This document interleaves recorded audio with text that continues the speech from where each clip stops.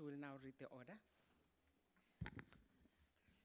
Debate on vote number 11, Public Works. I now call upon the Honorable Minister of Public Works. Point of order.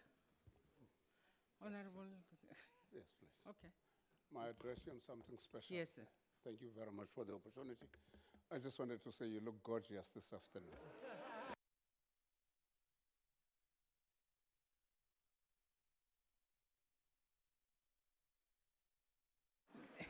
Thank you very much, Honorable Fultani. Thank you very much. The Honorable Minister. Thank you. With the gorgeous Honorable Chairperson, the members of Cabinet who are here and MECs, the Chair and members of the Portfolio Committee, Honorable members of Parliament. Let me also recognize in the gallery the presence of the chairpersons and CEO of the public entities and professional councils, the representatives of the Auditor General's Office, the members of the Audit Committee, the DG and the senior management, and of course the acting head of the PMTE, the HODs of the provincial departments, of DPW's school support, the bursar and the young professionals training programs, participants from the EPWP program, the CEO of the National Sea Rescue Institute, with whom we're partnering on the small harbors, the members of my family, particularly my wife, ladies and gentlemen, the department's budget allocation over the medium term, it's 23 billion, 23.7 billion, approximately 87%, which is 20.5 billion of this budget is earmarked for transfers as follows. 7.1 billion for EPWP incentives for the creation of the job opportunities and income support. Deputy Minister Honorable Cronin will speak on this matter. 700 million will be transferred to the departmental entities, the CIDB, CBE, and Agrima South Africa. 12.7 billion is for funding the operations of the property management trade entity, which we call the PMT. The actual PMT budget over the MTF is 63 billion, the balance by way of cost recoveries from the user departments.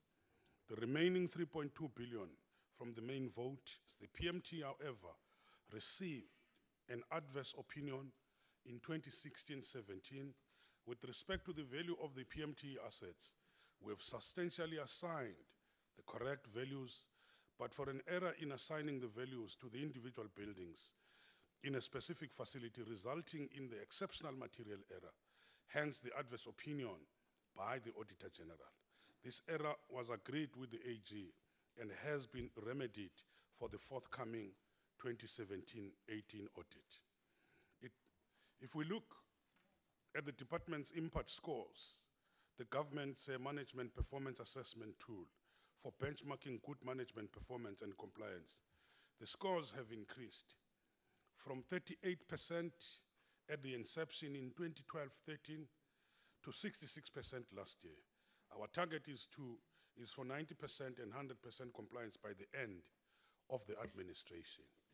On the political environment, the budget vote debate takes place against the backdrop of the new political leadership, which is committed to, amongst others, rooting out corruption and state capture, professionalizing the organs of government to strengthen service delivery, generating investment and job creation, and driving real economic transformation in the interest of all of our people, addressing the land question, unemployment, poverty, and inequality. I want to assure this House that the Department of Public Works and the Property Management Trade Entity, these are also our priorities. We are taking action on all these fronts. On the turnaround plan, in 2012, you remember I announced that the turnaround strategy will be based on 2 pillars: zero tolerance of fraud and corruption, and improving the way we do business. And the PMTE, at the core of improving the way we do business as Public Works, it's ring fencing and fully operationalizing the PMTE to optimally manage the state massive property portfolio, over 93,000 buildings on some 29,000 land parcels under the custodianship of the National Department of Public Works. The earlier work we did to verify and complete the immovable asset register provides the foundation and the database upon which the business of the PMTE rests. In 2016-17 fiscal year, the deemed cost of the immovable asset was disclosed at 139 billion. The plans for the PMTE also speak to the President's SONA commitment to drive new investment in the economy, to provide growth and jobs. Examples include the establishment of the specialized unit to analyze the PMT portfolio to identify cost saving and income generation. We've identified unutilized properties with a deemed value of 7.4 billion. These are for disposal and letting out. Appropriate properties will be advertised. They will be advertised on an open tender culminating in the National Property Marketing and Investment Conference to be held within 6 months. Over a year, I had commenced a process of engagement with the property or with the private property and the finance sectors to identify opportunities for investment in the property to our mutual advantage. These engagements are revived. The Small Harbors and the Coastal Properties Program, part of the Operation Pakisa, the oceans economy, has already attracted expressions of interest to the value of 6.3 billion from the private sector and is generating almost 17 million in leases. Working with the coastal, provincial, and municipality governments to identify economic opportunities. This program has the potential to contribute 6 billion annually to the GDP and to create 12,000 jobs by 2020. Priorities for the PMTE include working with the National Treasurer's Office of the Chief Procurement Office. We are finalizing the procurement process, which are both transparent and tailored for the specific needs of the PMT. We are beefing up our joint, moving away from reliance on leasing in to utilizing state-owned properties, starting with the security cluster. We are also modernizing the billing system so that the clients can see what they are paying for. Furthermore, to enhance value in the portfolio, it's necessary to properly maintain the state facilities on behalf of the frontline service delivery departments, to also enhance the public access. In this respect, I should mention the work of our government precinct planning and development aimed at developing one-stop government service centers for SASSA, for Home Affairs, for labor in the small towns, and the rollout of the Green Buildings Program and energy and water savings. The new infrastructure build and upgrades remain an important mandate of the PMTE. In the year under review, 85 infrastructure projects were completed. In the current year, we're implementing infrastructure and maintenance projects to the value of 3.2 billion, including police stations, 885 million, courts, 771 million, and correctional facilities, 657 million. On transformation, professionalizing the PMT is being done also with an eye to other government departments or other government priorities of empowerment, transformation, and job creation. Land and properties continue to be identified for land reform and social housing, including student accommodation, because most of the universities, if you know the situation, only about 30% of those students can be accommodated in many of the campuses. Most of them are being exploited. You need to build hostels. And in this regard, we supplied the higher education and training with a list of possible buildings and established joint task teams to expedite the matter with a focus of emerging entrepreneurs and co-ops. 3,500 hectares are to be released to human settlements, whilst some 22,000 hectares have been identified for registration and land reform. The work of the PMTE will be guided by the recently adopted property management empowerment policy to empower formerly disadvantaged and designated group. Currently, 34% of the leases are sitting with the BE landlords, representing 62% of the total value of the 3.6 billion spent on leasing in.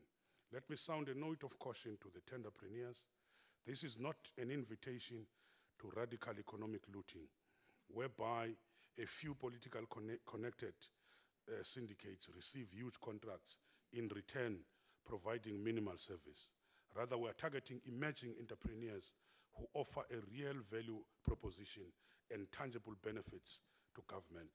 We will be holding a national meeting with the landlords on the 31st of May, specifically to expedite the matter of the expired leases and signing a long-term leases, including the so-called 9-11 leases, which is 9 years, 11 months. The meeting sends the message that government now is ready to do business with the property sector and bring certainty to the market based on the market-relating pricing, improved value and service to government, and broad-based black economic empowerment.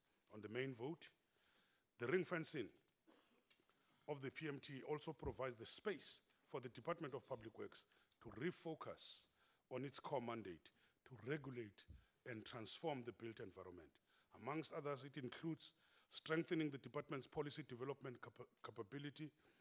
Honorable Cronin will provide some detail.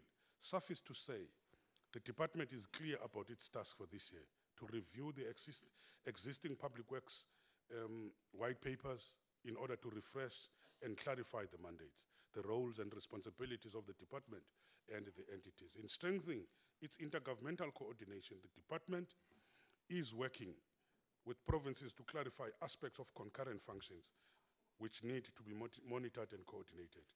We will work closely with the entities to provide policy leadership to the wider construction and property sector. With the CIDB, the Construction Industry Board, Development Board, focusing on the quality assurance and empowerment. With IDT, the Independent Development Trust, to provide community facilitation and project management. With Agrima SA, to test and accredit non-standard alternative infrastructure materials and processes. With CBE, the Council for the Built Environment, widening the skills pipeline in a way which better reflects the demographics of the country, as well as working with the sector charter councils to monitor and drive transformation. The concurrent functions and entities will be receiving priority attention in the coming months. Already, we have taken action in regard to the board of the IDT, where there's been failure to act on recommendations of the forensic reports, which found clear evidence of corruption. The court dismissed with cost an attempt by a faction of the dismissed board to prevent me from taking action.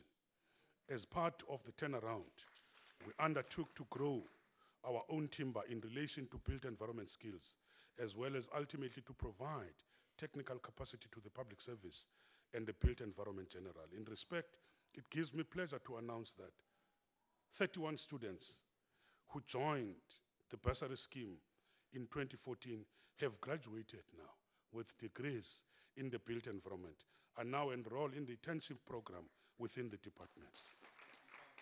Currently, with the CBE, we are supporting 262 grade 12 students in maths and science in the schools in the disadvantaged communities. 139 young professionals are participating in the department's technical candidacy program, and a further 30 are participating in the internal audit candidacy program. 6 young professionals attained professional registration, whilst 120 artisan trainees obtain the trade test certificates.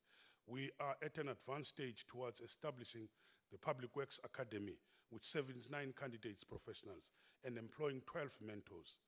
PMTE is insisting on the mandatory skills development as a condition of infrastructure project and facilities management contracts.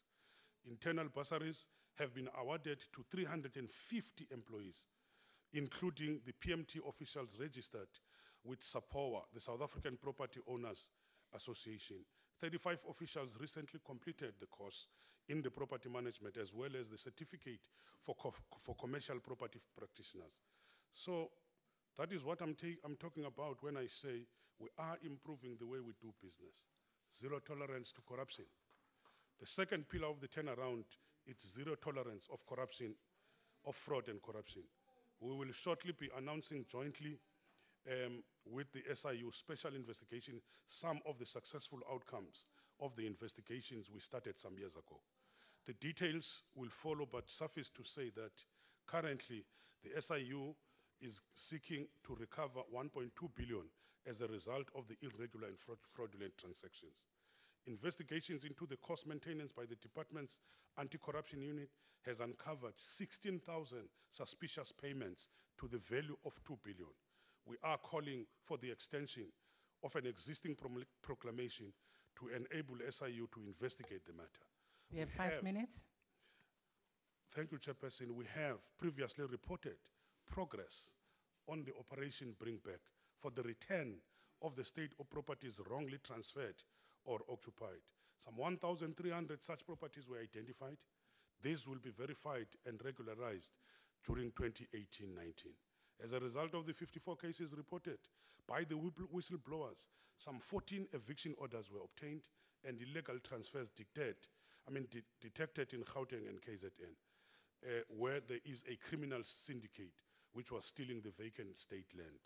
I've also announced that all managers and officials who occupy positions of high risk will undergo lifestyle audits, starting with myself and the Deputy Minister. Let me conclude by thanking the President for entrusting me with this important task and for much more, for reawakening hope and confidence in the future of our great country. Thank you very much. Thank you, Honorable Minister. Honorable Memezi.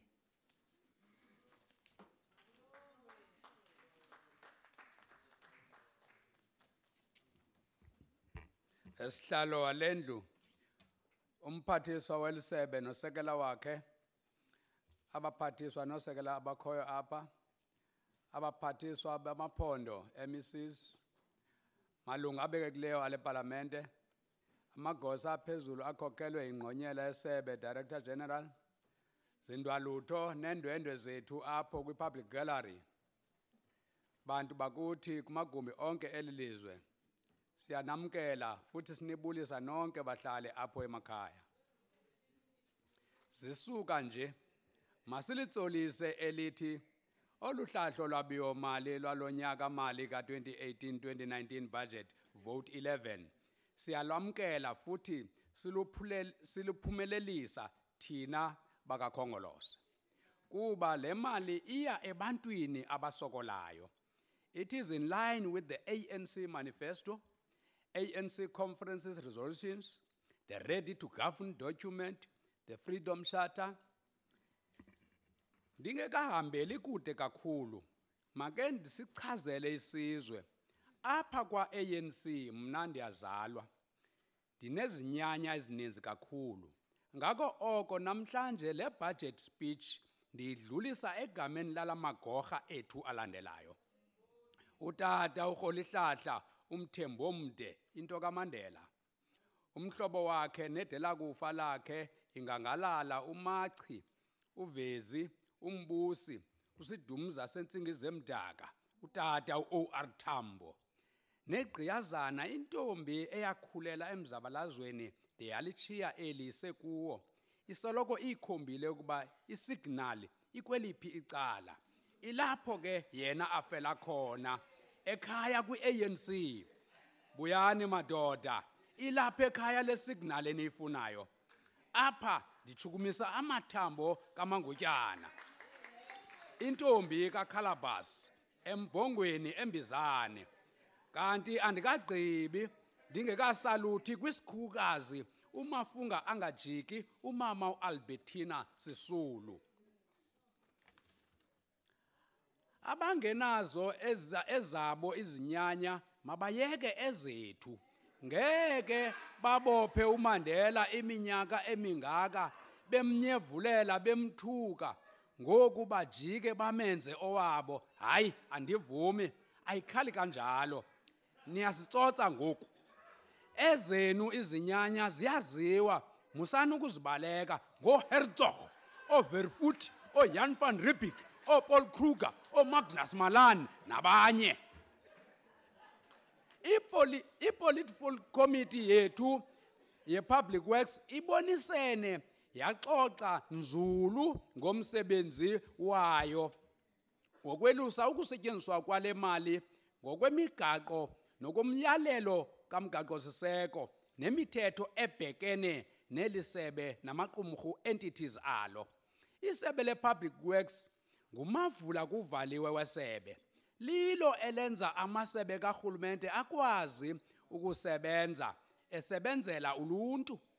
Izakhiwo ezihlalisa zisebenzele amasebe ehlukeneyo karhulumente zakhiwa kwaleli sebe okanye zakhiwa ziinkontilaka eziqeshwe kwaleli sebe. Nditsho mna nale palamente sikuyo yeka-Public Works.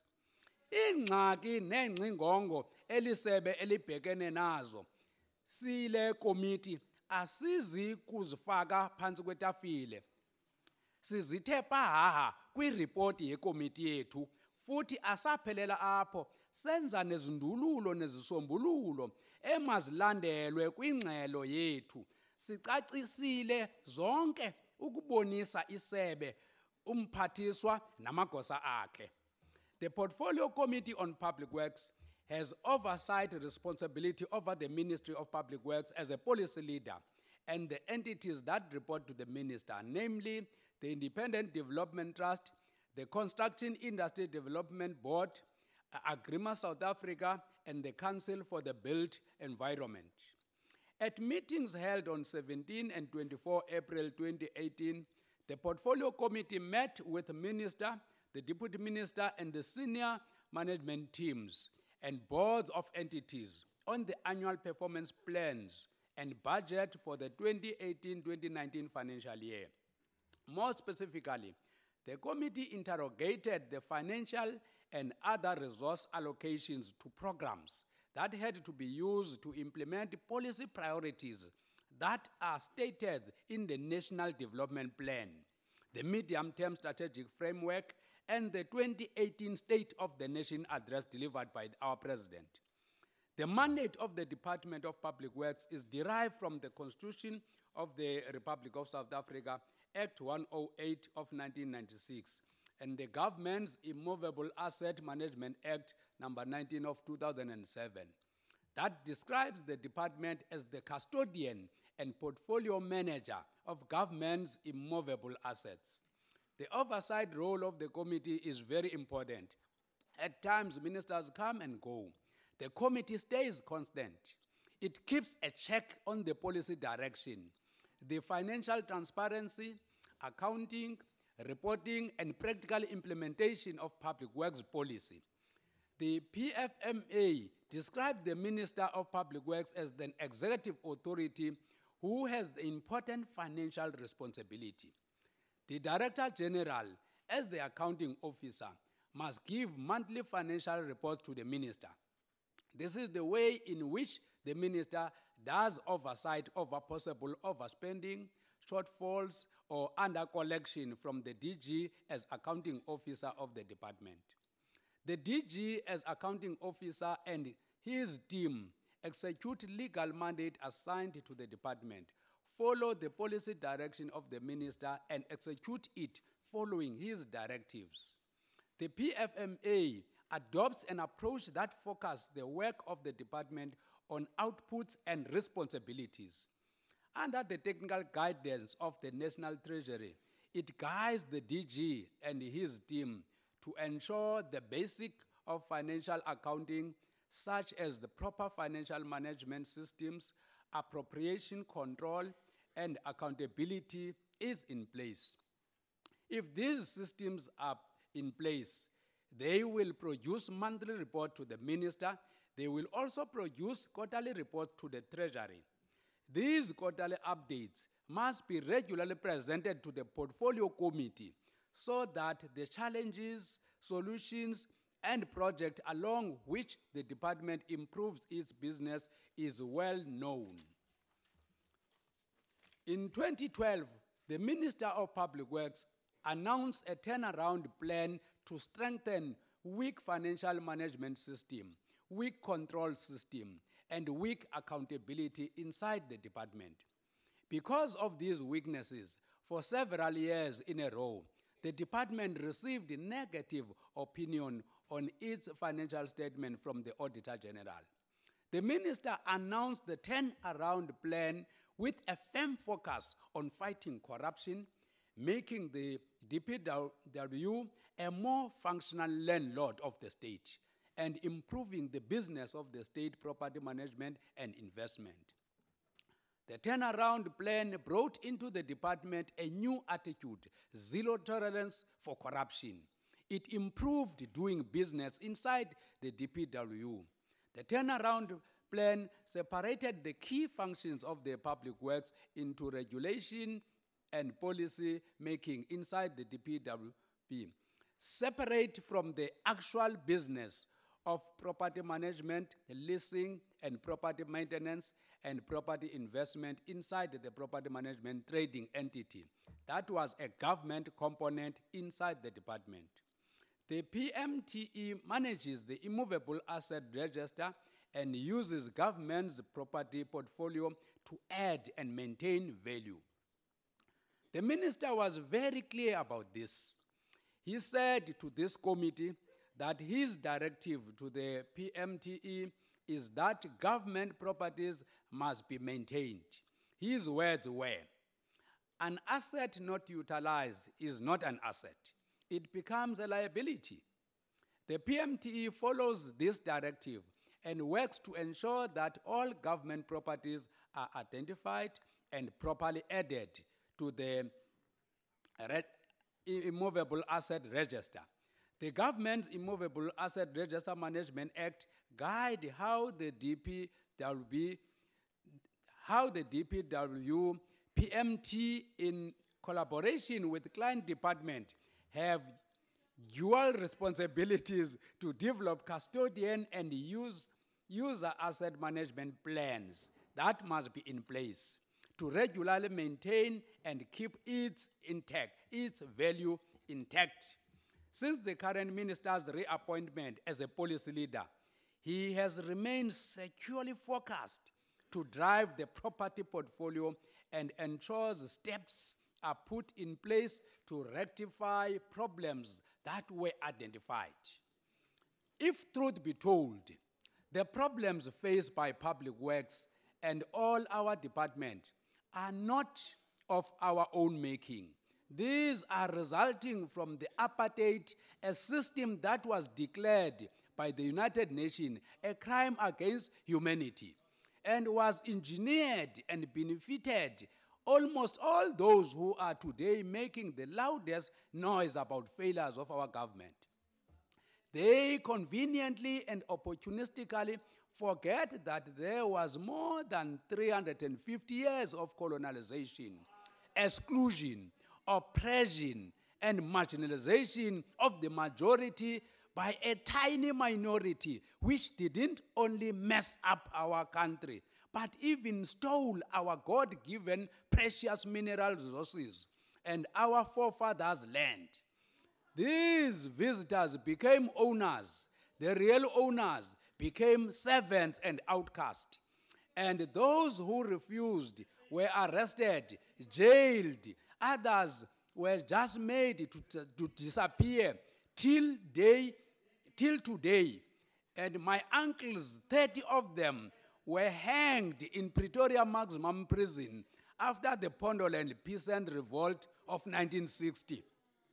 These visitors are not only fooling some of our children, but even some among us, the weak grown-up brothers and sisters, who now dance with them and believe that our forefathers' oppressors will one day become our liberators. Unoche inkomo ingazala umuntu. Ndifunga amangcangu lephelele otita ophelwano unakwatye soze yenzeka lonto. Be that as it may be, the minister has shown a serious commitment to deal with alarming challenges that this committee referred to in its 2018-2019 budget review and recommendation report. We speak here among others, about the very serious mistake of Program 4 of the DPW having missed its strategic task of review the Public Works White Papers. This task was very important in this policy period from 2014 to 2019. That review had to result in two pieces of legislation. One, the Department of Public Works would have a properly defined mandate as a landlord of the state. Two, the transformation of the construction and built environment, that is the ambit of the Council for the Built Environment and the Construction Industry Development Board, would have been improved with the amendment of the relevant pieces of the legislation. 3, this would have resulted in accelerated empowerment programs for emerging young, black, female, male contractors that are daily exploited as subcontractors.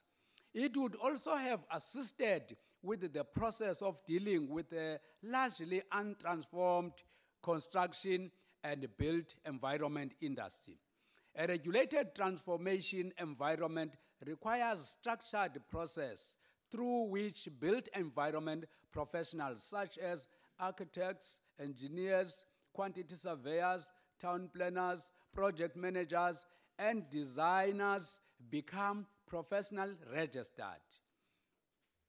We are also worried about the high number of vacant positions in the PMTE and CIDB.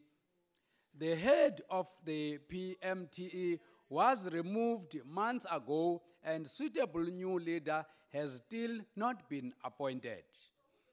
If properly qualified professional property specialists are not appointed in the PMTE, the properties are not going to be managed and maintained.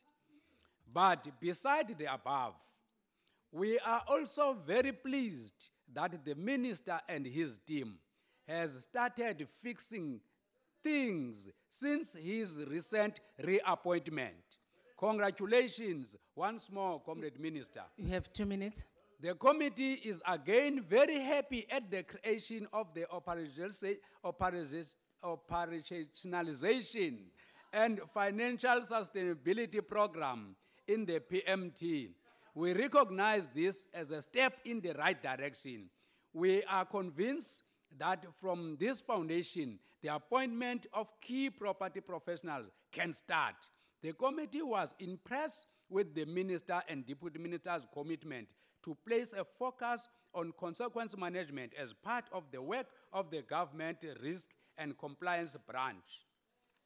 The committee salutes the minister's Operation Bring Back as a very critical intervention for the recovery of all illegally transferred and illegally occupied properties of the state, which has yielded good results. I-committee izonwabele kakhulu izicwangciso zesebe le-Public Works, in particular for State Coastal Property Development Unit, with 14 projects being Eastern Cape focus from 70 projects nationally. Namalungiselelo okwakha nokuvuselela amazibuko, small harbors development, ezitimela nezikhephe zolwandle kunxweme laKwaZulu-Natal, eNorthern Cape naseMpuma Koloni, ngakumbi iproject yase-Port Grosvenor eLusikisiki, eyase-Port St. John's, eyaseMnyameni eMbizana, eyase-Coffee Bay, and Hole in the Wall, plus eMapusi Small Craft Harbors facilities, eGunobi Beach, development eMonti, lolona nxweme olude kakhulu olungena development yamazibuko enqanawe nezikhephe from Honorable Mtamvune to Memezi. Chris Kama Mount. Your time is up. Thank you very much. The portfolio committee support the budget.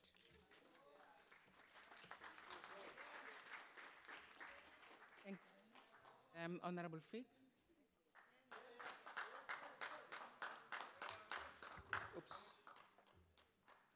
Honorable Chairperson, the purpose of Vote 11, Public Works, is to provide policy formulation for coordination, regulation, and oversight of the public works sector in relation to accommodation, housing, land, and infrastructure needs of national departments. enhancing intergovernmental relations, leading and directing the implementation of the expanded public works program, and promoting growth, job creation, and transformation in the construction and property industries. Let's see how the ANC has performed in this regard. The department is the custodian and portfolio manager of government's immovable assets, and the property management trading entity is responsible for the planning, acquiring, managing, and disposing of immovable assets in the department's custody. Clearly, they are doing a poor job at that. The department has revealed that it holds a staggering portfolio of land and property holdings worth over 12 billion rand that are lying idle and unutilized. While this land and properties are not used, rates and taxes paid on these holdings, which comprise 1.9 million hectares and over 12,000 properties, has amounted to 138 million since 2014. This in addition to 9 million rand that has been spent in the same period maintaining these properties. In their 27 infrastructure report card for South Africa, the South African Institute for Civil Engineers has awarded South Africa an overall grade of D+, where a D illustrates at risk of failure. As a real estate management service provider, the PMT is failing dismally, partly because of the lack of the required skilled personnel. The PMT has a total of 6,861 posts on its establishment, but 2,938 or 42% are vacant. This high vacancy rate hampers service delivery. The PMT is responsible for recovering accommodation costs from client departments through itemized billing, but the challenge is that the immovable asset register is incomplete and captured on Excel. Accommodation charges were calculated, but these were not implemented as the charges proved to be unaffordable by the client departments, resulting in the DPW carrying the burden. For example, an office building calculated at a recovery rate that should have charged 26 rand per square meter, already way below the market average of 85 rand per square meter, but were only charged 4.74 rand per square meter. The Finance Ministry's call to rein in government's expenditure continues to ring hollow in the face of an ever-increasing multi-million housing budget to accommodate the ANC's bloated cabinet. The department has revealed that over 400 million rand has been spent on acquiring new ministerial properties, maintenance and upgrades between the 2014-17 financial years. While South Africans struggle to get access to decent housing and university education, the 236 million rand spent on acquiring 39 ministerial houses could have been better used to build 1,967 RDP houses or send 2,950 students to university this year. The ANC has repeatedly failed to take action on the DA's calls for concrete steps to rein in reckless spending on ministerial residences. The DA finds it unacceptable that the ANC government chooses to prioritize ministerial comfort over the welfare of ordinary South Africans who are struggling to make ends meet in an underperforming economy.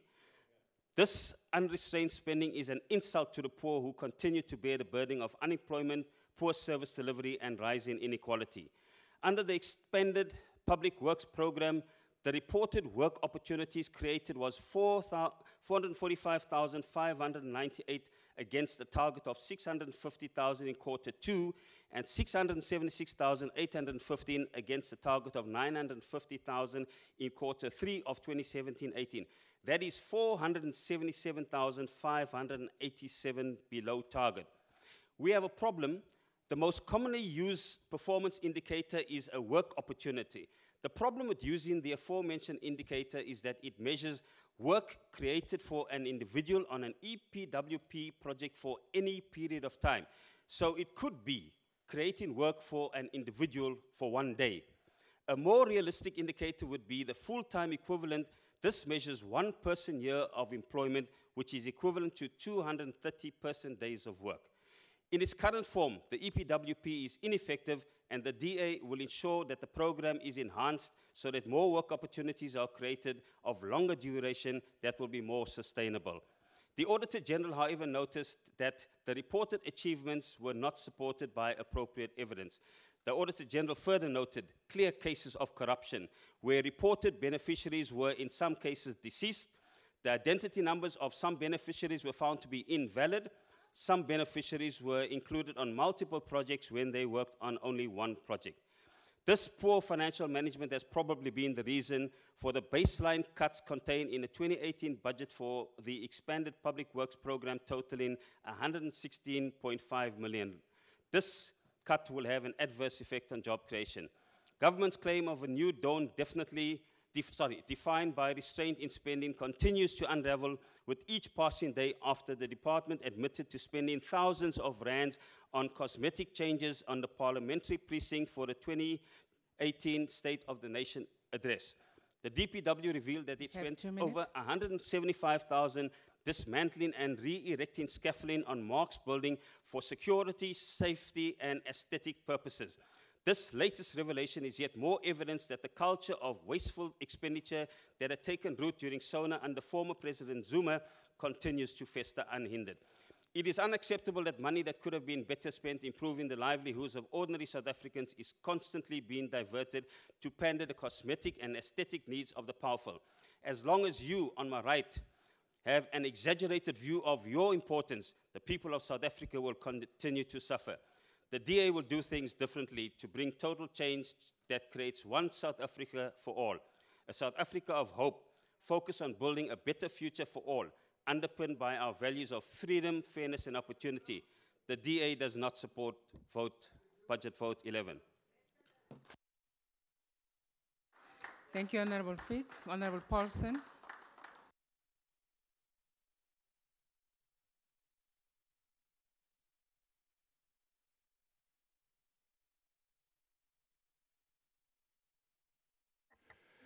The Economic Freedom Fighters rejects budget vote 11 for the Department of Public Works.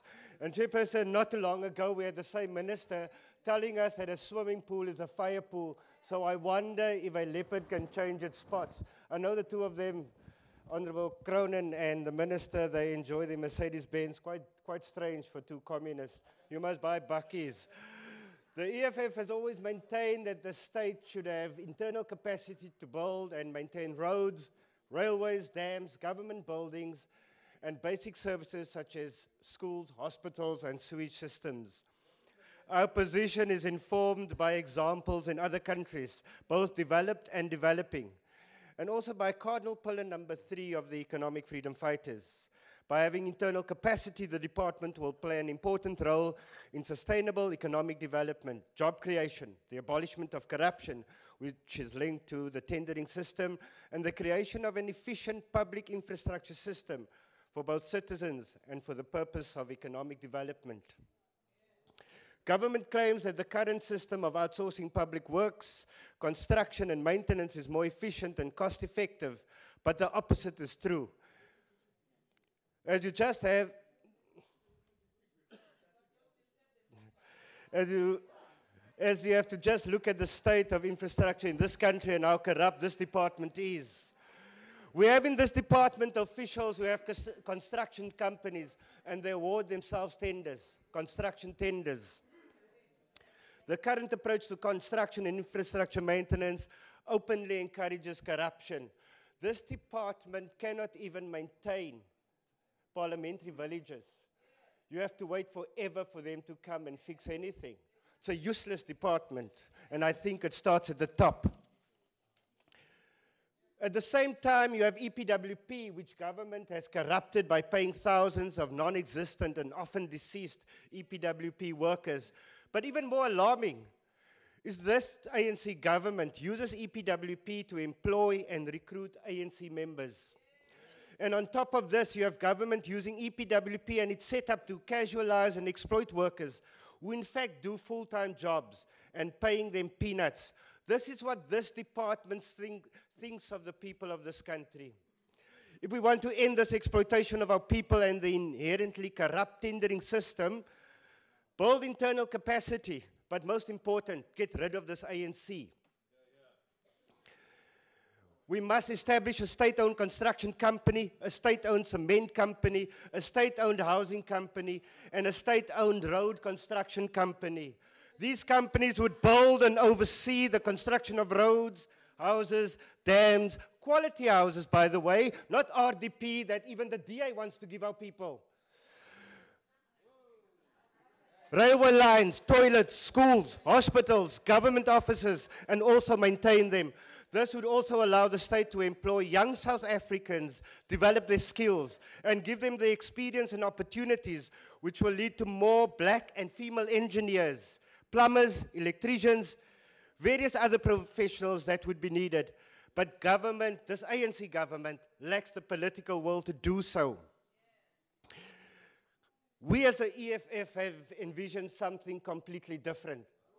Something that would benefit all South Africans, but would not just benefit those people who run this department.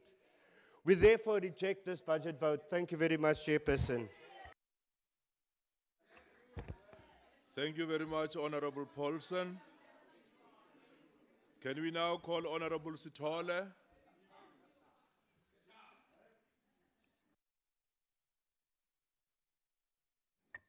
Honorable House Chairperson, 2,745 is the number of property vested in the Department of Public Works, according to the record obtained from the Department of Rural Development and Land Reform. Do not appear anywhere in the Department Immovable Assets Register.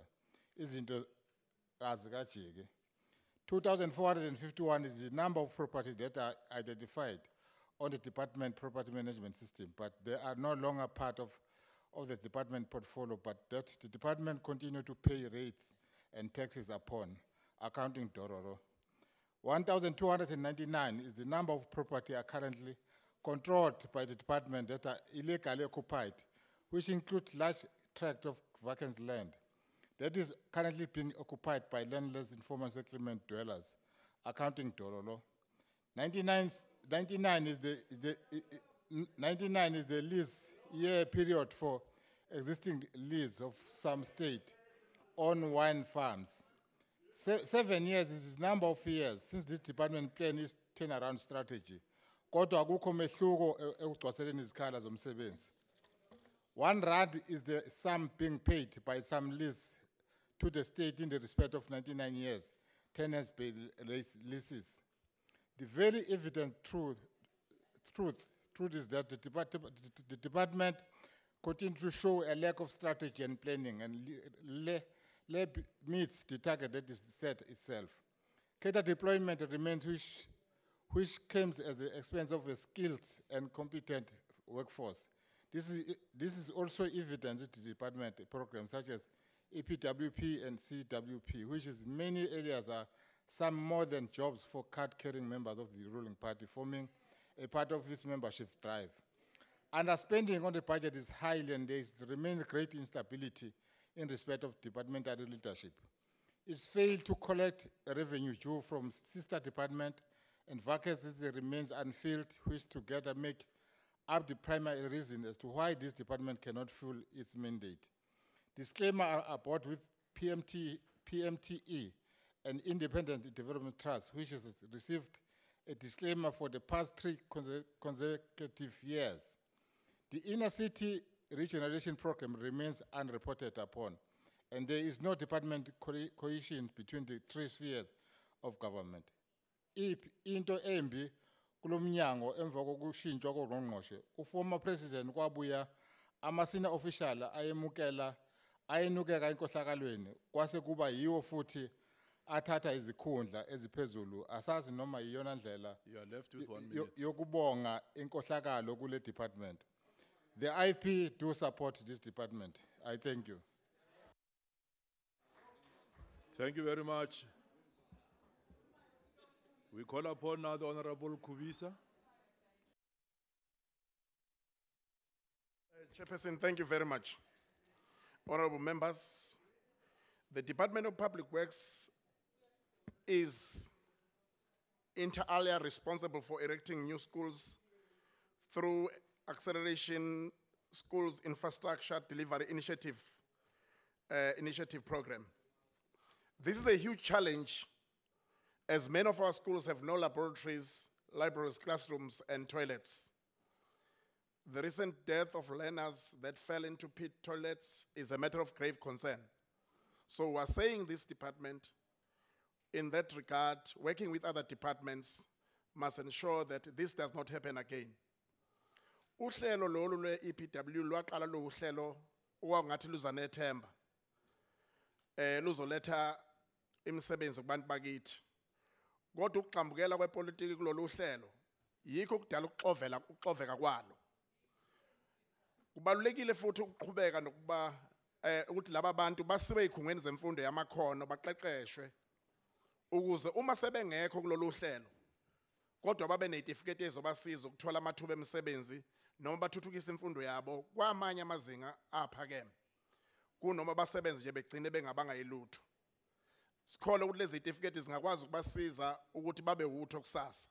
Ba indaba enkulu ukuthi abantu bakithi begcine impilo yabo ingcono kunale ebiyona. Ilo mzabalazo kufanele ngabe ukhona kusukela ku-1994 kube manje ukuthi kufukulwe impilo zabantu. The Department of Public Works received a budget allocation of 7.4 billion for the year 2018-2019, which is an increase of 6.7%. And in nominal terms, this is 1.1%. And in real terms, it's an amount of appropriation of 6.9 billion. Our concerns as the NFP over the previous years has been about the use of consultants. We see now that there is a reduction of 6.7 million, but we say, Chairperson, this is not enough. The department must be able to develop and empower its own pool of skills that is within the department itself. In the previous years, especially in public works, regional departments, there was allegedly reports of widespread fraud and corruption with regard to the issue of procurement services, supply chain management, government compliance, and other matters. It is now hoped that, Minister, you will attend to that because the government fiscus is being utilized for other purposes other than those uplifting the lives of the people. There are also stories of officials that allegedly collude with buyers and developers, buyers of property, and they share the spoils of profit. And this should be a thing of the past. These officials continue to collude and also in the leasing of land as well. This must stop. Honorable Minister, we have a lot of government buildings that are decaying in towns and in cities. Left with 1 minute. And these buildings can be revamped and used for student accommodation. And we want to see how this department will combat fraud and corruption by 80% as reported in your priorities. Honorable Minister, we look forward to a day when the whole question of maintaining a proper and correct asset register will not be worrying us again as it worries us now. And the corruption on tenders is also worrying. Our youth are also used as so-called directors when they are not. In other words, big companies front with them. Having said these things, I know there's a lot that will be said, were it not for the shortage of time. We support this budget. Thank you very much, Professor Kuvisa. We now call the Deputy Minister of Public Works, the Honorable Cronin. Thank you, Chairperson. Minister, other ministers who are present, Deputy Ministers also present, the Chair of the Portfolio Committee, honourable members of the Portfolio Committee, other honourable members who are present, and the colleagues in general from the Public Works family, ranging from the EPWP participants through to the head of the Property Management Trading Entity. There's an old Chinese proverb, learn... Order, honourable members. Yes. Why are you Excuse me, on a point of order. Is it parliamentary for the member over there to be taking photos in the house? The one with the beaver on the head? She was taking photos. Honourable member. I'm not taking photos. She was. She lies also. Just hold on, honourable member. I'm not taking photos. Anymore. He said he's not taking photos. We'll take a word. Thank you very much. Take your seat. Now is that. Take your seat, honourable member. You may proceed. Thank you, Chairperson. Order, I hope Chairperson. that I will be given a minute. Sorry, Okay. Deputy Minister. Chairperson, the member Honourable Adams. Chairperson, the member must withdraw. He's accusing another member of lying. He says he's lying. Honourable Paulson. Can you respond to that? Have you said so? Have you said she's lying? No. I'm speaking to you, Honourable Paulson. What is your response? I saw her take photos and then she denied it, so that's what. No, that is another Okay, issue. I withdraw. She's lying. She's denying it. Okay, thank you very much. Take your seat for your withdrawal. Can you proceed, Honorable Colin? Thank you, Chairperson. There's an old Chinese proverb which says, learn to cross the river by feeling the stones. In other words, difficult tasks are not necessarily best accomplished by simply rushing headlong into them. Learn from experience. So let's try and learn from experience going back to the beginnings of public works in the non-racial era, in the democratic era.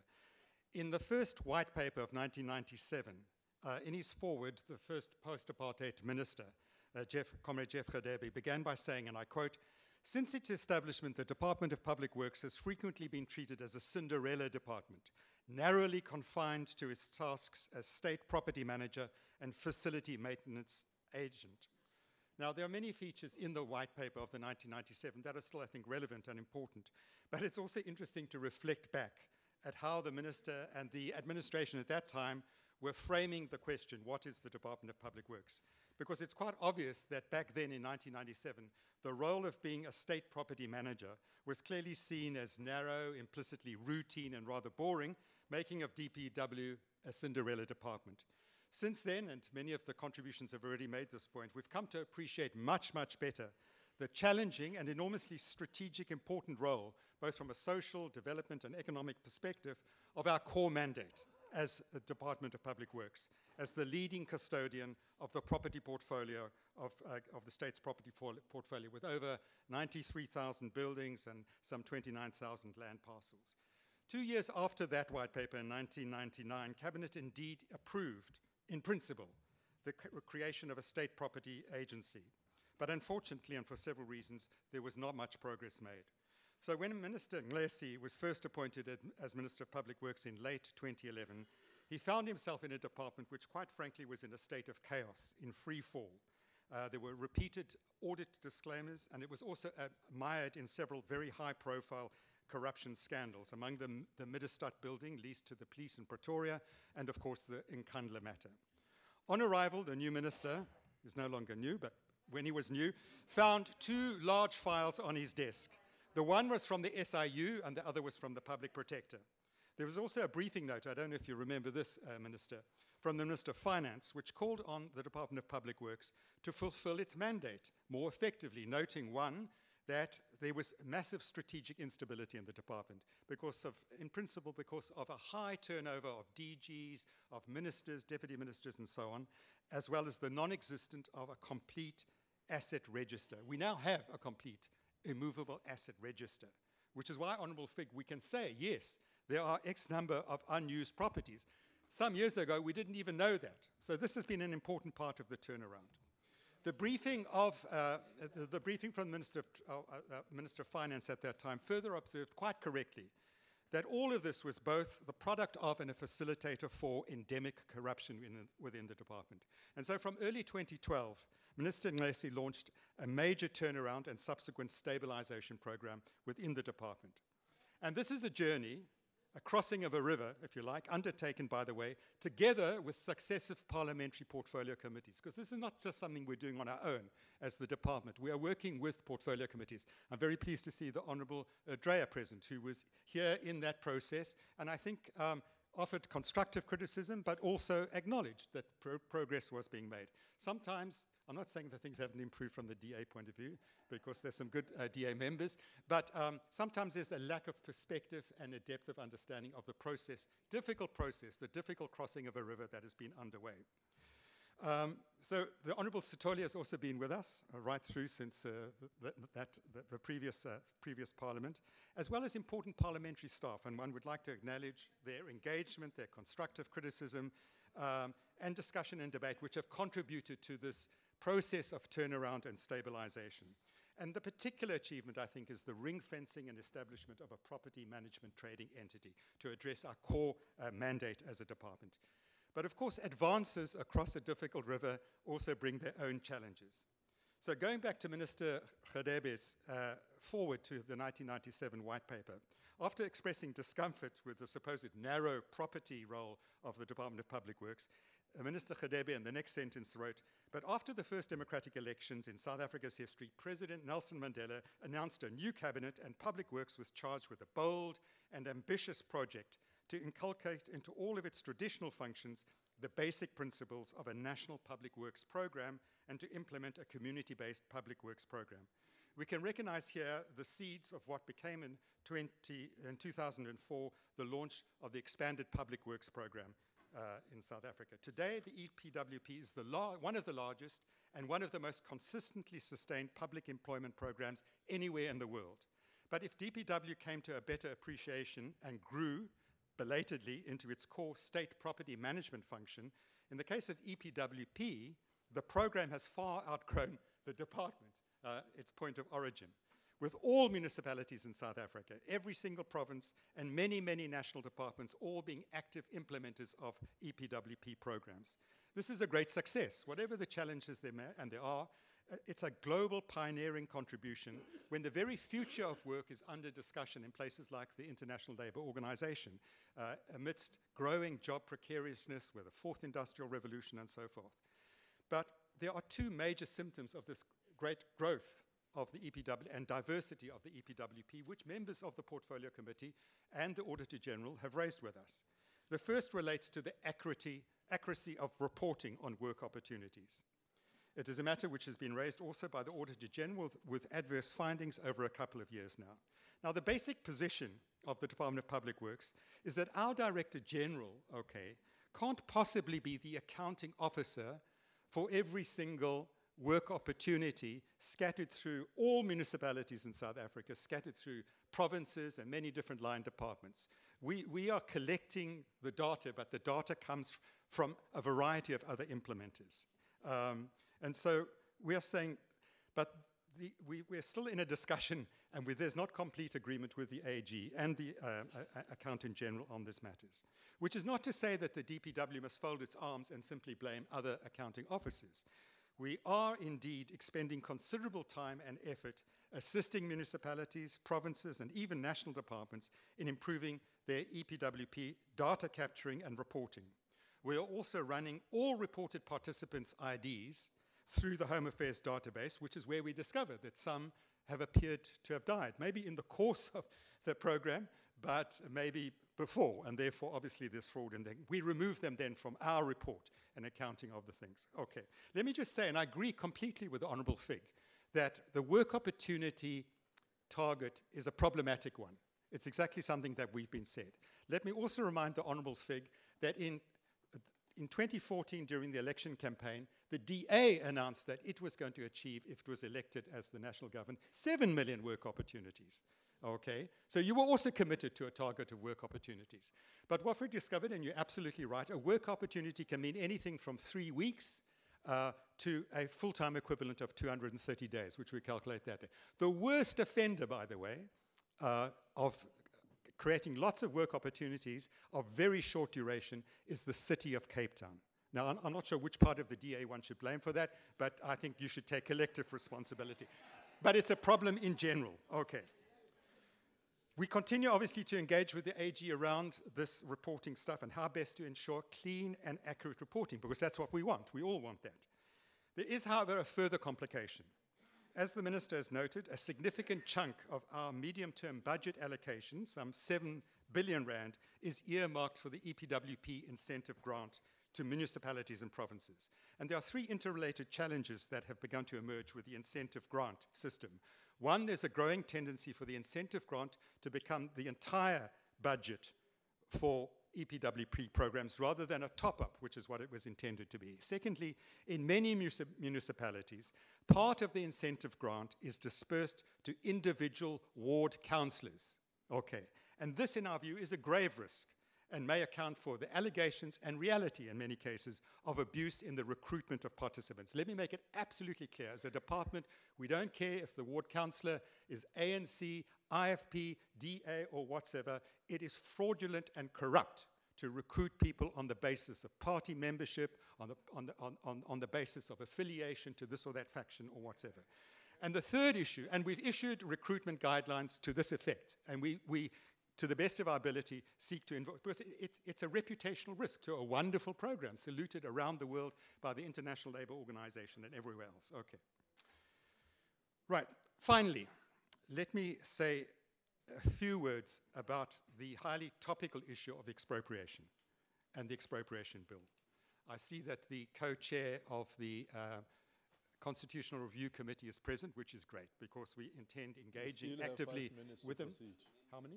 You still have 5 minutes to Okay, so I don't have to be so quick. engage. Okay, so I can take my time. That's good. Okay. So there has been compensation, I'm glad. Although my time was expropriated, I have got some compensation, I'm pleased. Now, first of all, the bill is no longer with the department, okay? It's with Parliament, not with us. But as the original submitters of the bill, we remain very interested and engaged with this issue. And members will remember that after a successful passage through the National Assembly in 2016, the bill went to the National Council of Provinces. Unfortunately, in our view, the National Council of Provinces hearings were unduly hurried and vulnerable to a constitutional challenge. And when consulted by the president, the former president, Minister Nglesi, on our advice, said that it would be better to resubmit it back to Parliament rather than end up in the Constitutional Court with a long, prolonged challenge. Now, of course, having done that, then subsequently, the big debate around expropriation, which is good, without compensation emerged. At the ruling party's national conference, it's well known that a decision was taken that, in principle, the implementation, the possibility of using expropriation without compensation was possible. Other parties have also talked about expropriation, sometimes without comprehension, but I think intending with, but anyway, okay. I wasn't referring to the EFF at all, in case that was your worry. No, no, okay. Chairperson. So, Honourable Cronin, would the just hold Deputy on. Minister take a question? Are okay, you maybe prepared at the to- end. I think I might have some time, but I'd like to complete what I'm trying to say. But if it's Okay, possible, then take that your would be seat. good. Okay.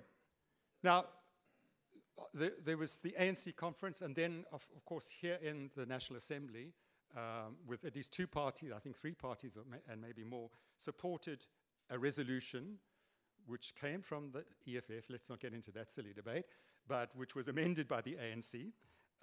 And the amended version was adopted, okay, to establish a constitutional review committee to recommend whether or not, okay, this is clear as well. The resolution didn't say the Constitution must be changed. It said it must investigate whether the Constitution needs amendment or not in order to empower the possibility of expropriating without compensation. And the resolution went on to say, in a manner, this is our resolution, okay? In a manner that increases agricultural production, improves food security, and ensures that the land is returned to those from whom it was taken under colonialism and apartheid. Okay, that's part of the resolution. Important, and I agree with it. In the light of this resolution, it's useful then to remind ourselves of an often forgotten subclause in the property clause, and that's subclause 8, 25 subclause 8, okay, the property clause, which says, no provision, okay, which obviously must surely include also the provision requiring that just and equitable compensation must be paid in cases of expropriation.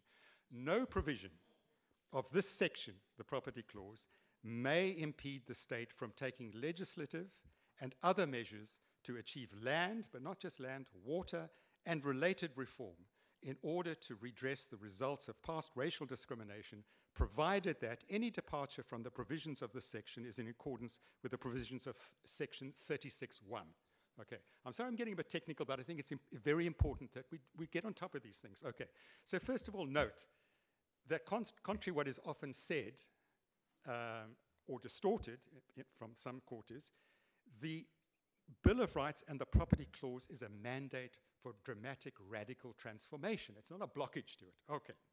Now, 36(1), okay, which is the general limitation clause in the Bill of Rights, reads, the rights in the Bill of Rights, for example, in this case, the right to just and equitable compensation, that right, may be limited, but only in terms of a law of general application, to the extent that the limitation, 1 minute, okay, is reasonable and justifiable in an open and democratic society.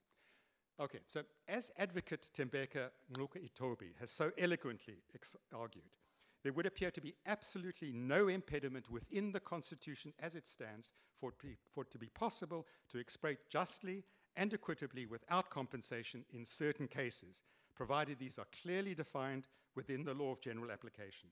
And in my view, the expropriation bill currently parked with this portfolio committee and the NCOP could serve with some adjustments precisely as such a law of general application. However, let's not preempt the work of the Constitutional Review Committee. I do, however, want to urge, in line with President Ramaphosa's responses in the National Assembly last week, that regardless of our political affiliations, that we engage with this absolutely critical but emotive land debate in a rational and constructive way. Let none of us be in denial about the terrible legacy of colonial and apartheid dispossession of the black majority. Not just the indigenous black majority, but those who are the descendants who came as slaves, who came as indentured laborers, because that often gets forgotten in the thing. So we urge rationality, but a common commitment, and as Public Works, we have an important role to play. Sorry, I can't ask you a question. I'm getting cut by this. Thank you very much. There is no time. The Honorable Filtane.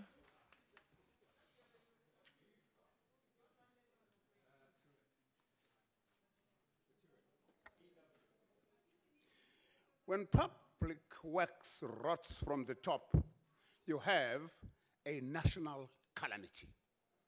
Welcome back, Honorable Minister Ngesi. Once more, you have the unenviable task of having to haul this unfortunate department from the brink of collapse. This, after your predecessor was hell-bent on sending it back to the ICU by demolishing the struggling yet critically and strategically important Independent Development Trust. He pressurized Dr. Somadoda Fikeni to quit, even as the doctor kept on pleading for more time just to bury his mother and then attend to IDT matters, only to have the IDT board replaced by a gang that immediately allocated themselves pretty hefty earnings from state funds, thus precipitating the collapse of the IDT.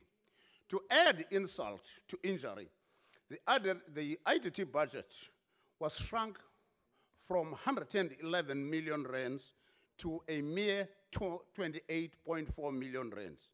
We take relief from our reliable justice system, which has now dismissed those persons' application to be retained as board members. Had this case been decided otherwise, we would be having board members who would earn money for doing nothing. I mean, what can you do with a mere 28 million rands nowadays? The property management entity, which is tasked with the responsibility of managing the whole property portfolio of government, worth around 149 billion rands, has been found wanting. The Auditor General found that it has no basic plan for maintaining government buildings. Yet, this function could have been made available by the PMT to SMMEs in the construction industry sustainably, just keeping them jobs going on. Honorable Minister, this needs your urgent attention as state properties are in dire need of regular maintenance. The staff working at Hout Bay Harbor remain traumatized by criminals who just walk in, terrorize, and vandalize. Please provide security infrastructure there. We need your response today on this matter. The media has informed the public that in some districts, Home Affairs officers fail to meet healthy working environment standards. This has a negative impact on the productivity of the personnel in that department. It's a critical department in our country. Are you going to reprioritize this budget and give prompt attention to this demand so that government can deliver services to the people through its employees? Your department continues to fail to provide economic infrastructure to the poor who lack proper trading space, yet you have excess and unused buildings. They are trading on pavements. What a shame. This needs your urgent attention, provided you have any appetite at all for lending strategic assistance to our budding entrepreneurs. In November 2017, the committee was informed that some 200,000 technical graduates could not finish their qualifications, all because they could not be placed anywhere for practical training, which is a compulsory component of their schooling process? How urgently are you going to attend to the loud cry of 200,000 voices that solely depend on the cooperation between yourself and the Department of Education for them to finish their studies? Enabling legislation remains behind. This will detrimentally impact on the department's operation. Also, let it be noted, your department lacks strategic policy direction and, consequently, there's no synergy between it and its entities. This needs urgent attention. Our information is that your department is busy disposing of some of its properties without first presenting to the portfolio committee, as we called, for the principles that will be followed when this gets done. There is very little evidence of transformation in the built industry. We support this budget so that the people of South Africa can move forward. Thank you very much. Thank you, Honorable Filtane. Can we now call Honorable Marcel?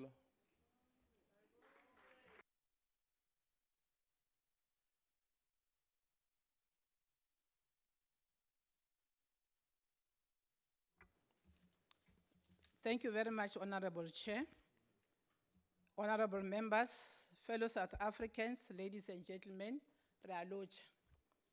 Ba ge re se ra lebala gore mmušo wa kgatelelo o re bušitše mengwaga e fetang 300 ene a sanka wa tseba gore rena batho ba magaeng re nyaka motlakgase re nyaka metsi le tše dingwe tše bohlokwa ke fela mmušo wa African National Congress o ile gore o tsene mengwaga ye 24 wo ile gore o re diretše metsi wa re dira le motlakgase le tše dingwe tše bohlokwa ke ka moo re rego ga o tla 2019 le seke la lebala e tswang ka bontši ka mokgwa le ka kgonang ka gona le voutele African National Congress gore e tšwetše pele mošomo o mobotse o šetšeng o thomile. Honorable Chairperson, our duty is to close the gap by redressing inequality, unemployment, poverty, and creation of jobs. The Department of Public Works, led by the ANC government in 2000, passed the Construction Independent Development Board Act to regulate and develop the construction industry across the country. It also empowers the CIDB to play its leading role in promoting good practices to the industry. As a measure of addressing the low participation of women in the industry, the DPW in 2015 established the Women Empowerment Council to empower women contractors. At least, generally speaking, as we speak now, about 40% of the women, of the contractors in the country are led by women. We are getting there. Remember, you empower a woman, you empower the nation. In accordance with the principle of collaboration, it works with trade and industry to provide contractors with access to incentive schemes. We strongly recommend that the idea of establishing business advisory services to small contractors be expedited. Honorable Chair, one of the crucial levels of development is to ensure that contractors are paid on time after service has been rendered. Strictly adherence to 30 days payment rule is paramount. This ensures that contractors are able to sustain their companies. Honorable Chair, we applaud the recent finalization of property empowerment policy. The policy will drive progressive structural transformation of the property sector to create a conducive and equitable environment for Black-owned enterprises to thrive. The issue of leases should also be seriously addressed to ensure that we reduce it drastically. Through the leadership of the Minister of Public Works, the CBE has championed programs with Left with 2 minutes. with the objective of transforming this sector. Honorable Chair, there are bottlenecks in the registration of professionals. We urge the CBE to step up and make sure that it eliminates those bottlenecks. Honorable Chair, we applaud the CIDB for the nightmare of registration of companies. But as we speak now, it is done very fast, and the companies are being updated electronically about the progress they are making. So this is something which is very good. Subcontractors have been exploited for many years. Now a regulation of November 2017 ensures that there will be written contract between the principal and the subcontract so that they are no longer exploited. Honorable Chair, funding was also a problem. However, this ANC-led government has created many institutions that assist with funding, e.g. the Small Enterprise Finance Agency, NYDA, and many others. Honorable Chair, CIDB Construction Monitor released in 2018, taken from January to June 2017, indicate that black owners exceeding 50% in construction companies stood at 32% compared to 17% in December 2015. Chair, as a result of their interventions, 400 contractors have achieved high CIDB grading than before, and 7 of them are at grade 7. The issue of downgrading contractors who are at grade 2 to 6 because they cannot get job is frustrating activities for disadvantaged contractors. This has been suspended, and we urge the department to cancel the downgrading altogether.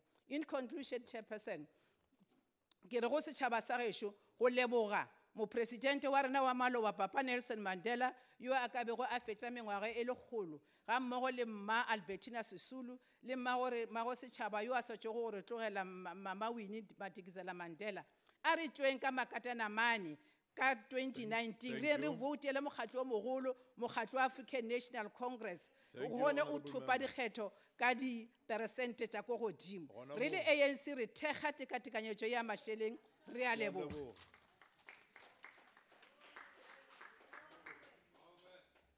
Honorable members, I'm not informed about the whereabouts of Honorable Mishwe. I therefore call Honorable Adams to take the podium.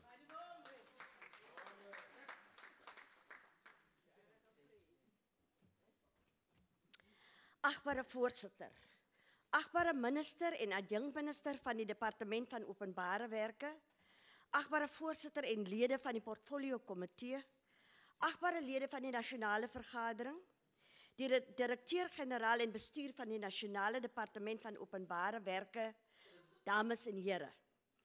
Ek wil hierdie toespraak opdra aan die ontslape heldin Mama Winnie Madikizela Mandela. Mama was 'n vryheidsvegter par excellence.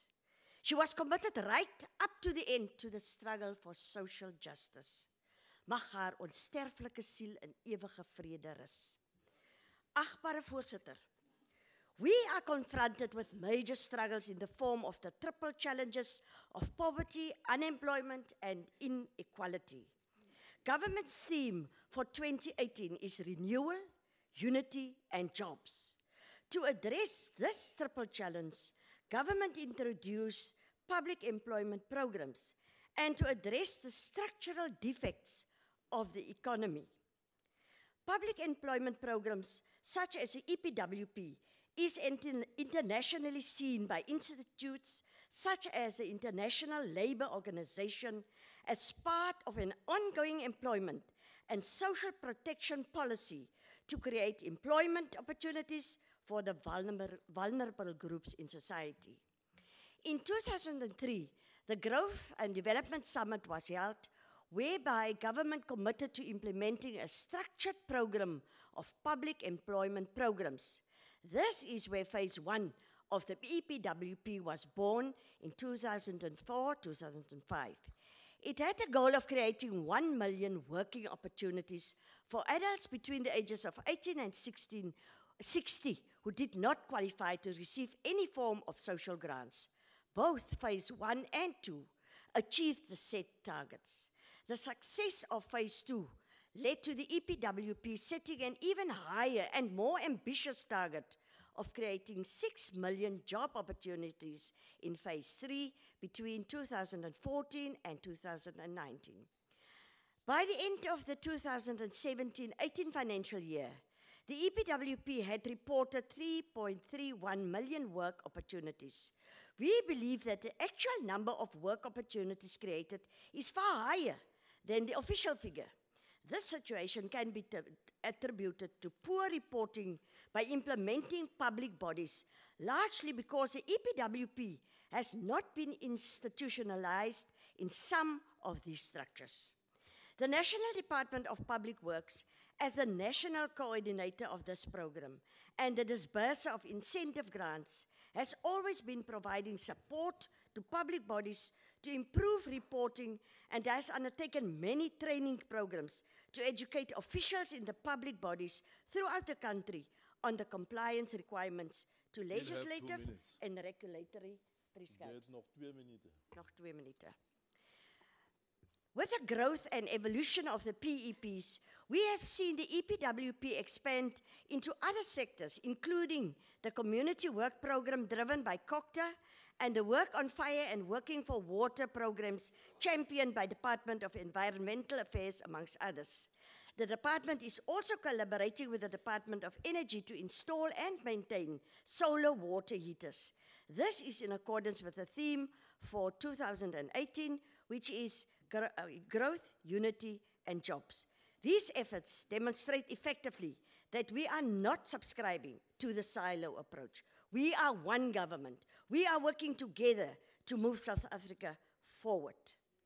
Chairperson, various reports suggest the EPWP is not providing adequate levels of skills to beneficiaries to be able to seek and find other gainful employment. In some instances, beneficiaries are not provided with the requisite training and adequate tools of trade.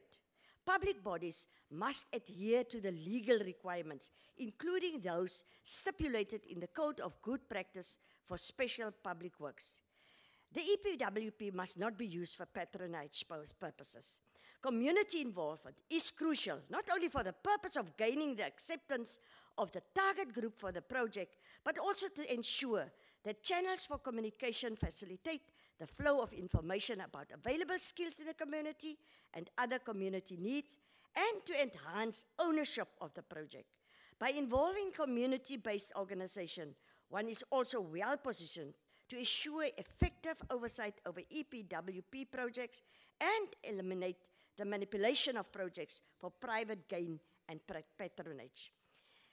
Chairperson, as the members of the Portfolio Committee, we have noted the allocations. Your time has The expired. ANC supports the budget vote. Thank you very much. We now call Honorable Ryder.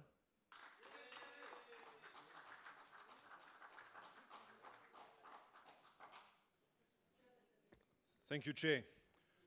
The reputation of Public Works lies in tatters, with the department having spent 24 years disappointing South Africans through its inability to perform its core functions.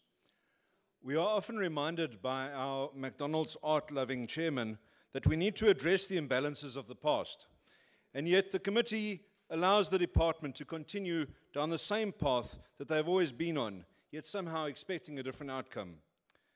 Public Works, as the custodian of government's fixed property, should be responsible for making sure that government buildings are suited to the purpose for which they are used. And yet the norm is that government facilities are crowded, unsuitable, abandoned, run down, and would be an embarrassment to this government if it had any shame left. Let's consider the issues. Public Works is yet to finalize the asset register and is still not sure what properties it owns and in what state they are in. This, when property ownership is the core of the most important discussion that this country has ever had. While the land debate rages on, as Dr. Fig mentioned, the Department of Public Works sits on over 12,000 unutilized properties. That's 1.9 million hectares of unused land. The government can immediately start the process of transferring land to the landless in order to move this country forward, if only they had the political will. Vacant government properties invite illegal occupation, illegal dumping, with overgrown conditions favoring criminals, unkempt and untidy properties creating an eyesore, and generally creating displeasure and a health hazard among South Africans. Abandoned buildings house drug addicts and criminals, robbing the neighbors of peace and quiet and devaluing their properties. Public Works has not maintained or expanded facilities in line with population growth and urbanization. Government employees are ashamed of the facilities where they work, and their job satisfaction is eroded by a combination of this sense of shame and having to face the anger of the people that they serve, who are subjected to conditions of overcrowding, broken infrastructure, poor design, and unsuitability. Facilities set up for the housing of government employees are in an appalling state, showing how much the team of Public Works actually feels for their colleagues. The EPWP is acknowledged as a good project, Deputy Minister, yet it is often abused as a means of patronage by councillors in exchange for favours, sex, influence, and even votes.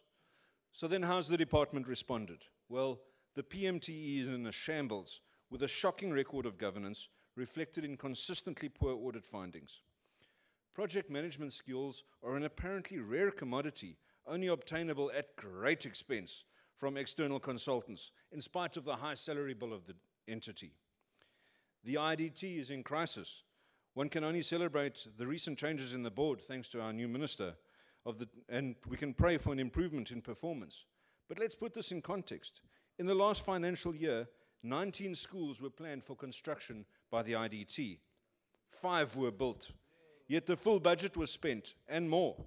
That performance is criminal, and generations will feel the consequences of this incompetence. And now, we have a new president and a new, albeit recycled, fire pool minister. I had hoped for some changes, that the embarrassment of the fire pool would have refreshed the approach of the minister, and that we could see a new direction for Public Works.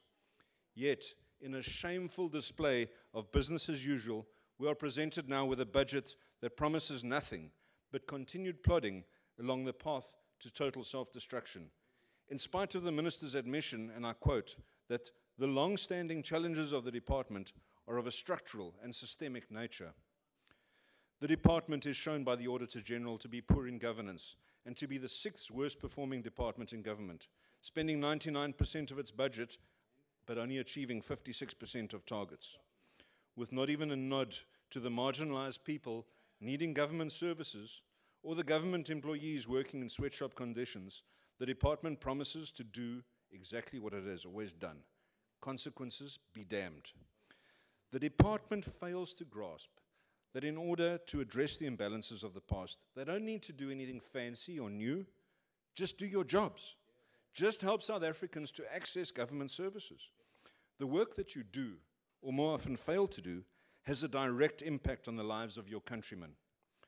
Supporting this budget, Chairperson, would be an insult to the people who are forced to interact with government in inappropriate buildings, and to the millions of people who are not even given the chance to do so because of the distances that they would need to travel. The Democratic Alliance would overhaul the entire department, defining its currently unclear functions in an effort to build one South Africa for all. We would develop a plan for maintenance of existing infrastructure. We would plan for growth and urbanization and professionalize the administration to ensure that projects are delivered on time, within budget, to standard, and without diversion of funds into the pockets of corrupt, unscrupulous, politically connected individuals.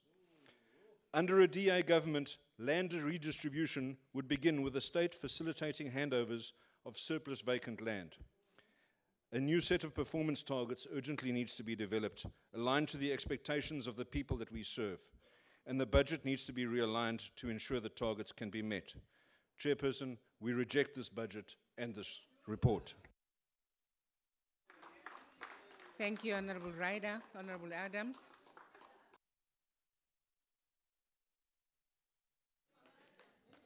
Thank you, Chairperson. DSG, sorry that our first surname is so famous. Né? Sorry about that, and not the EFF is so famous. Honorable Chairperson, Honorable Minister, Deputy Minister, and members of the Cabinet that's present, MECs and other distinguished guests, the Chairperson and the members of my colleagues of the Portfolio Committee, the Honorable Members of Parliament, fellow South Africans, ladies and gentlemen. The African National Congress views with complete shock and dismay the Israeli armed forces massacre of peaceful Palestinian protesters, which has so far resulted in the demise of 55 people, or 58. The nonchalant and insensitive inauguration of the American embassy in Jerusalem, will forever be drenched in the blood of those innocent people, particularly the children as well as women who perish through the barrel of their guns. For a country that has always projected itself as a unifier as well as pacifier, yet finds it appropriate to give a blind eye to atrocities visited on Palestinians by the Israeli armed regime. Honorable Adams, please. Here comes the Israel government spokesperson. Thank you, House Chair. I rise on Rule 92. Can I ask the Honourable Member what the relevance of this is to the debate on public works? If you can rule on this, Chair, I'd appreciate that. Thank you.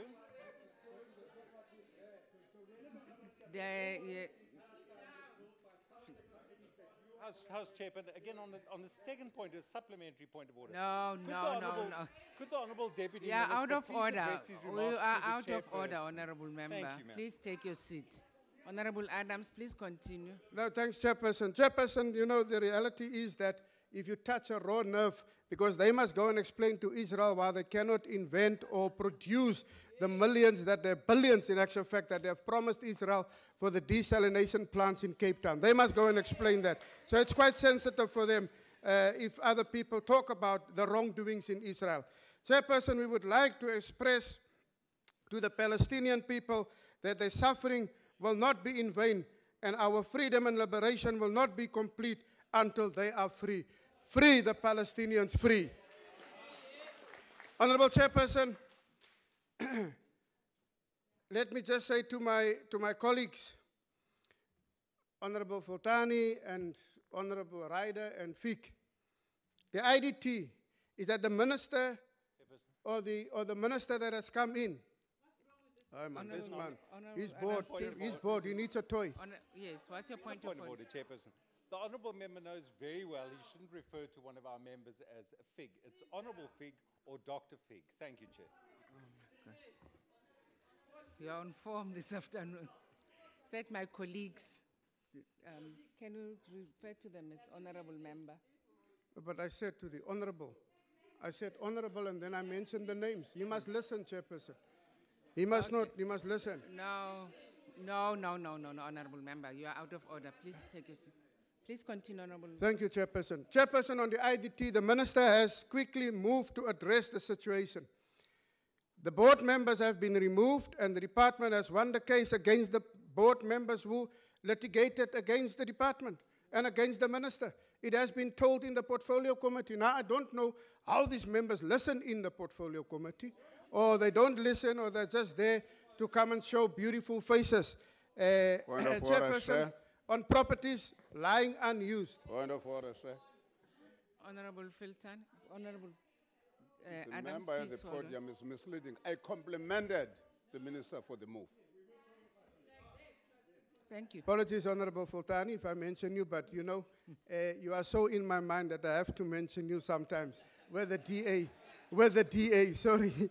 On properties lying unused, the department has developed a leasing out strategy which will be canvassed throughout the country, which the Minister in the last Portfolio Committee meeting has alluded to that in the Portfolio Committee meeting.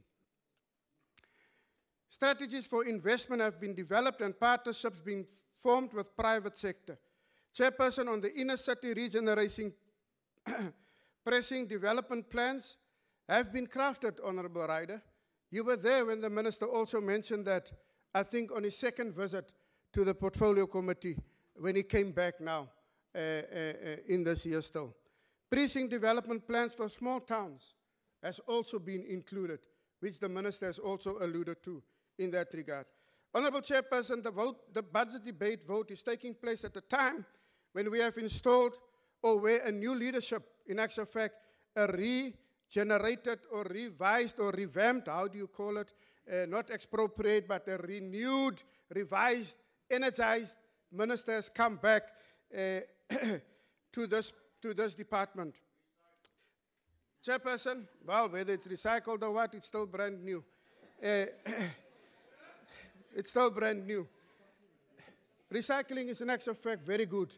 It's not like the DA policy, used, abused, and kicked them out. Ask Patricia de Lille. Ask Patricia de Lille. Ask Patricia de Lille. No, You used Supras in Northwest. You can go and look him up, and if you find him, send him our regards. The DA has used the law. The DA has used the law. They've offered us so much positions, MEC, mayor, everything. And now the current premier of the Western Cape, which was the ex-leader of the DA, is advising the law to say, take action against those unscrupulous DA party. Take action against them. So guys on the DA, ladies and gentlemen, there's trouble in paradise. Trouble in paradise. Chairperson, as members of parliament, our focus is to ensure that the executive implementing organs of the state remain on course to deliver quality public services and addresses the challenges faced by our people. This year marks the centenary of the birth of the anti-apartheid struggle icon and the first president of the democratic South Africa, Tata Nelson Rolihlahla Mandela. It is therefore appropriate that we celebrate this icon by following in his footsteps and taking heed of all the wisdom he imparted. The African National Congress has also declared 2018 as the year of renewal, unity and jobs. We are already starting to see signs of renewal in the Department of Public Works with the return of Minister Thulas Nesi. And I know the outcry from our left-hand side, Minister, because they don't like to see things happening in the ANC. They don't like to see an ANC government correct itself. They don't like to see that mistakes are being rectified by any deployee of the ANC. So, because they can't rectify mistakes. In actual fact, if mistakes happen in their part, they rather sweep it under the carpet or try and get rid of it as such. Like they used and abused some people. You know, I want to ask myself the favor. Will the honourable member take a question? Honourable member. After Honourable members. If I've still got Order, time, honourable Chairperson. members. They are asking him. If I got time afterwards, I will take Yes, if this he has question. time. Obviously. Chairperson, what the DA is good in doing is in the pillow talk between J.P. Smith and what's her name, Zenthia Limburg. That pillow talk, they are very good about how to remove people as such. That bedroom pillow talk, that is what they are good in doing, Chairperson. When the minister was first assigned to lead the Department of Public Works towards the end of 2011, he found a department that was performing way below par, very way below par, marked by successive disclaimers of audit opinions by the Auditor General, a lack of appropriate systems to run the business of the department, a crisis of credibility marked by a gradual loss of its mandate. Amongst other things, the minister came on board and immediately introduced a turnaround strategy. I don't know whether the DA knows what a turnaround strategy is, but Chairperson, the ANC lives. Yeah, they have a turnover strategy. Yeah. The ANC lives and the ANC leads. And a chase away strategy, that's what they've got. And a court running strategy, that is all they've got in mind. The ANC lives and the ANC leads. How do we see this leadership? In 1994, when the ANC came into power, as the minister has already alluded, and the deputy minister, there was no immovable asset register in the Department of Public Works. Records had been there, were either misplaced or destroyed by the then some of the members that sits on the right-hand side, which were part of the post-1999 or pre-1994 era. Chairperson, the department then introduced the immovable asset register enhancement program. When Minister Nesi came on board, we saw the pace of completing asset register being accelerated. We now have a fully flat asset register. We now know the extent of the assets under the custodianship of the Department of Public Works. The department can now facilitate the achievement of other strategies, priorities, including allocating land for human settlements and for purposes of land reform. The task that lies ahead is to ensure the department accords values to state property appropriately. This will address the challenge the department has confronted with its external audit, which in the previous financial year led to an adverse opinion in respect of the PMT. As members of the Portfolio Committee, we see that things have gradually improved, Chairperson. Not members of this, members of the Portfolio Committee.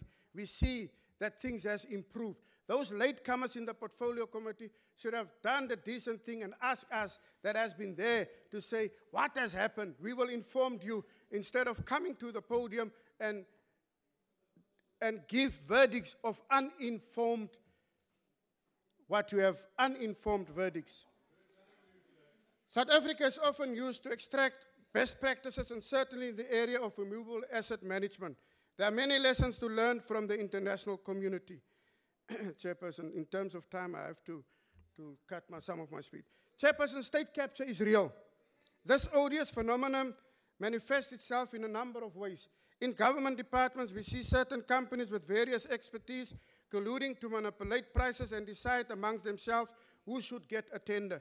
This malfeasance leads to the creation of barriers to entry, especially for emerging black contractors. State capture is also shown by the manner in which these companies cunningly manipulate government legislation and regulations in their favor. What I mean by that, these companies engage in acts of fronting by using subsidiary companies to inflate the BEE scorecards. Meanwhile, they do not engage the subsidiaries in meaningful work to allow them to develop and acquire the necessary expertise to move in. Honorable Adams, apparently your time is up. Chairperson, the ANC supports the budget bill, and let me just say, let me thank our parliamentary staff for doing a well-done job to the Portfolio Committee. Thank you very much, Chair. We now call the Honorable Minister of Public Works.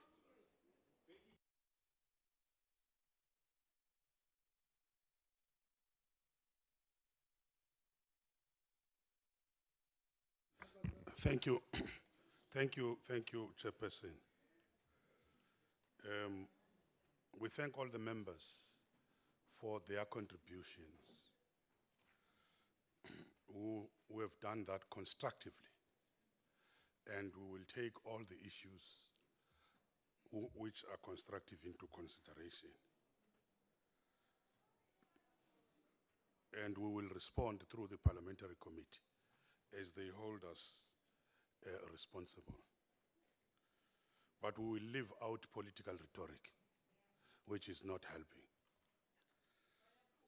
Just on a few issues, on the budget cuts, these are a result of cuts across government because of the economic situation. I hope honorable members understand that. The environment, the economic environment we find ourselves in. So they had to be cuts, and they were done across the departments. And as you say, as DA, you would have done it differently. Maybe that shows us how you do it differently with Delil. That's your approach. Honorable Paulson, the EFF leadership is having a vision and a dream. You said you have envisioned something different. Put it in my language. Inhle into yokuba uphuphe noba ngaba lo maphupha akazuzaliseka. Inhle into yokuba uphuphe. You have dreams, even if those dreams are not going to help you. I wonder what is this different thing. The reckless spending on ministerial accommodation, I think we have stopped that. And I hope Honorable Fig, the DA members will also support that. We do not renovate. We do not renovate the houses, the villages, because it will be seen as trying to bring comfort to the honorable members. I thought that we were doing it properly, and it's properly guided. We do the proper planning. Like we do with the ministerial houses, we do the same with the villages. And we have seen some of the improvements. Just last two issues. The last two issues. I know the concern about use of consultants, but you must know that You have 2 minutes, Minister. Thank you, ma'am. In the built environment, consultants are part of the system. In the built environment. Those are the consultants now we're using, who are part of the system, who have to do things independently. I think you need to understand that. And maybe we accede on health and safety, that some of our buildings, we have to deal with those issues. But the last issue, when we transfer land to the landless for housing, DA resist that because they are still living in the world of black and white. Instead of allowing housing to be built in towns where the towns are accessible, they give it to the rich. But the last point is that it's not shocking, Chairperson. It's not surprising that DA is supporting the butchers and killers of innocent children and women in Israel. It's not shocking. It has always been part of their policy. Thank you. Thank you, Chair. I'm sorry, Chairperson. Thank you very much. Chairperson, Unfortunately, there's nobody on the podium. Unfortunately, there's nobody on the podium. So the Honourable Minister can no tell as time. many lies as he likes on the podium and There's then walk no away time unscathed. for him to take your question also. Thank you very much, honorable members. And you are reminded that the debate on health budget vote will take place at 16:15 in the National Assembly chamber. The debate on police, including Independent Police Investigative Directorate budget vote, will take place also at 16:15 here in the Old Assembly chamber. And the debate on public enterprise budget vote will take place also at 16:15 in Committee Room E249. That concludes the debate on the business of this mini plenary session. The mini plenary will now rise. Thank you.